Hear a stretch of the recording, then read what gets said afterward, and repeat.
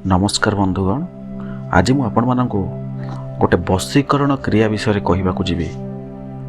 जो क्रिया को आपण जदि सुचारू रूपे करें ताहले आपण क्या जदि भल पाउचंती, आपण स्त्री आपण कथार जाऊनी, आपण स्वामी स्त्री भितर झगड़ा होची किंबा अन्य कौन से स्त्री को आपण वशीभूत करने चाहूँगी किंबा आपणकर प्रेमिक किंबा प्रेमिका सहित आपणकर झगड़ा होची से आपण कथार आसुनी। यदि यही क्रिया को आपण सुचारू रूपे करें ताहले तार प्रभाव एमिति भाव पड़ो जे 24 घंटा भितर से लोक आपण द्वारा वशीभूत हो।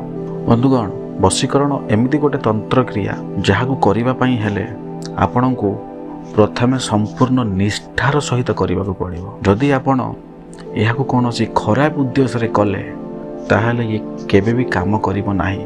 हाँ बंधुगण, क्रियाटी होची अरख गच्छ। अरख गच्छ माध्यम रे आपण वशीकरण करिवे। अरख गच्छ रे केमिति आपण वशीकरण करिवे देखंतु, अरख गच्छर फूल भगवान महादेवंक पाखरे लगा जाए। आपण देखिथिबे बोलबम मासरे, श्रावण मासरे अरख फूल को काउड़िया भाई माने नहीं शिवंक पाखरे अर्पण करि थांती। अरख फूलर बहुत गुण अच्छी। आपण यदि घर आगरे सत्य अरखर गच्छ भी लगाउचंती ताले तार बहुत भल परिणाम आपण को मिलबा लागिवो। अरख गच्छर प्रभाव बहुत भल प्रभाव मिले। अरख गच्छर मु क्रियाटी विषय आपण को कहबा चाहिए। वशीकरण क्रियाटी केमिति आपण करिवे। आपण को प्रथमे सोमवार दिन आपण को शिव मंदिर जावाक पड़ो। कंचा क्षीर कदली जहाँ भी भोग नहीं आपण को शिव मंदिर को जावाक पड़ो। शिव मंदिर को जाई आपण ध्यान सहित प्रभु महादेव को प्रार्थना करेंगे। शिवलिंग रे आपण क्षीर को अर्पण करेंगे। सेठी प्रार्थना करी महादेव को आपण कहिबे कि प्रभु मु गोटे क्रिया करने को चाहूँगी जोटा कि वशीकरण क्रिया। आपण से आमको सफलता प्रदान करंतु। तो करिकी आपण भोग दीप देकी आसबे। आपण देखिए आपण आखपाखे कौटे अरख गच थी, शत अरख गच थी। सेठी आपण गोटे गड़ू रे किछि पानी नेबे। से अरख गच पाखु जीवे, भल से देखिए अरख गच पत्र को आपण लक्ष्य करेंगे। अरख गच पत्र आप देखिए गोटे डाल रे दुईटी पत्र जो थी अलग अलग विपरीत दिग को थी। आप देखिए विपरीत दिग को थी। गोटे गच डाल रे दुईटा पत्र थी विपरीत दिग को, गोटे पूर्व को थी गोटे पश्चिम को थी। आप देखिए भल से अनुध्यान करेंगे। गोटे पूर्व को गोटे पश्चिम को थी अरख पत्र, दुई पत्र गोटे डाल रे।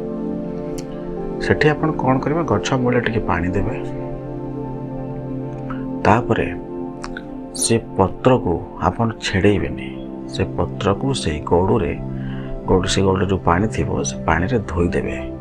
धोई सारा पर आपण सांगरे गोटे हलदी नहीं थिबे, खंड हलदी को टिके पानी रे भेदी रखी थिबे।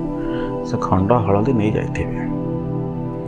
खंड हलदी नहीं आपण से जो दुईटी पत्र पाइबे, से गोटे पत्र रे आपण को ना आउ गोटे पत्र रे जो व्यक्ति को आपण वशीकरण करने को चाहूँगी से व्यक्तिर ना को लिखिदेवे।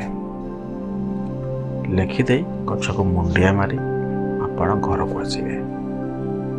आ केबे भी से गछ पाख को आपण जीवेनी, माने गछर पाखापाखी आपण बेसी जीवेनी, जीवासीवा करेंगे।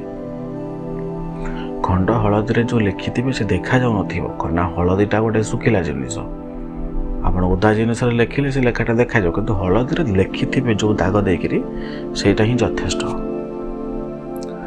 एति कर सारा पर आपण देखिए, आप निजे अनुभव करेंगे। 24 घंटा भितर यार प्रभाव आपण को अनुभव करने को पड़ो। 24 घंटा भितर यार प्रभाव आप जानीपारे। बंधुगण, ये प्रक्रियाटी बहुत शक्तिशाली प्रक्रिया।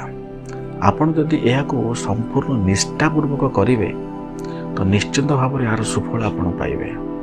କିନ୍ତୁ ଯଦି ଆପଣଙ୍କ ମନ ଭିତରେ କୌଣସି ରାଗ ଥିବ, କାହାକୁ ଅସୁବିଧାରେ ପକାଇବା ପାଇଁ ଚାହୁଁଥିବେ, କାହାକୁ ବଦନାମ କରିବା ପାଇଁ ଚାହୁଁଥିବେ, କୌଣସି ଖରାପ ଚିନ୍ତା ରଖି ଏ ପ୍ରକ୍ରିୟାକୁ ଆପଣ ଯଦି କରିବାକୁ ଚାହିଁବେ, କୌଣସି ମତେ ଏ ପ୍ରକ୍ରିୟା ଆପଣଙ୍କୁ ସୁଫଳ ଦେବ ନାହିଁ।